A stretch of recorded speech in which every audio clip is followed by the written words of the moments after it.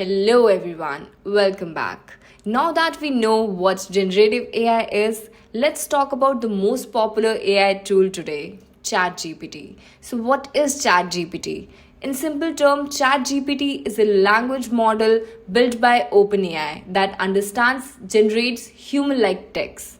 It belongs to a category called large language models, LLMs, which are AI systems trained to work really well with language.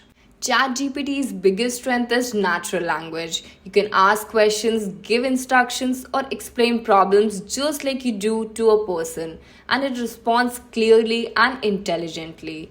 Another powerful feature is its conversational memory. For example, if you ask, suggest some budget travel destinations, and then you follow up with which one is best in winter. ChatGPT understands the connection and answer based on the previous conversation, just like a human would. This is what makes ChatGPT different from old chatbots, which used to forget everything after one question. ChatGPT is a generative AI application, means it doesn't just find answers, it creates context. It can write emails, summarize text, translate language, generate code, and much more. Newer versions can even create images. It is built by OpenAI with the support of Microsoft, which is why GPT is integrated into tools like Bing, Windows Copilot, and Microsoft Teams.